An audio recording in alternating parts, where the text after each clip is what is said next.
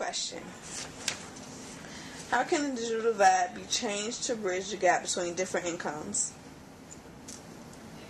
I think that the first piece is education, like how people learn how to use different forms of technology is important because, for example, my nieces, they both have laptops to use at home, but I wouldn't say that my 10-year-old niece knows how to use it in the same way that I have access to things because I would be considered middle class, but I don't know if I'm always using it in the best way. I think having access is one thing, but also knowing how to use the different forms of technology is another. So it just depends. How can the digital divide be changed to bridge the gap between different incomes? Would you like to start? Making it affordable so that technology, the newest technology is the most expensive and the oldest is the cheapest, which also creates a divide, right? If you're having to use an old technology, doesn't necessarily mean it's going to be as good or do what you need it to do. Right. Same for you. Say subsidizing would help. I know that technology obviously impacts every facet of life now. So for example, college applications some places require or advise you to have videos that say something about yourself, right? For a kid that's got money coming out of his pockets, it's pretty easy to do. Probably can even hire someone to do the video for him, right? With people that don't have as great an income, it's not really fair.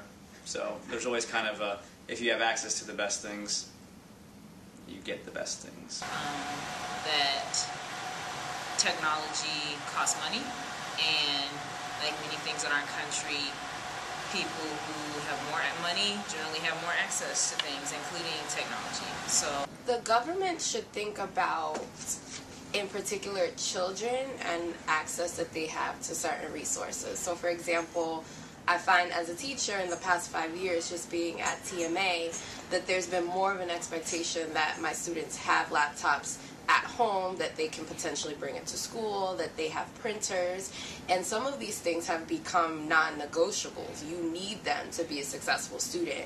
You need to be printing things out, you need to be typing everything, and so I think on a basic level, if the government could even subsidize having computers, desktop or laptop computers for students and families, that could make a big difference because I think that's the direction that education is taking. There's more technology required for students to use on a daily basis, and so I think it would only make sense that for students that come from poorer homes or backgrounds, that if they have access to some grant or something that could help them have those resources, I think it could make a big difference. How can the digital divide be changed to bridge the gap between different incomes? I think there's a role on the part of several different areas, so especially the government, for one, in enacting policies that can allow people who are of lower incomes, or even in communities like rural communities, inner city communities, to have access to technology.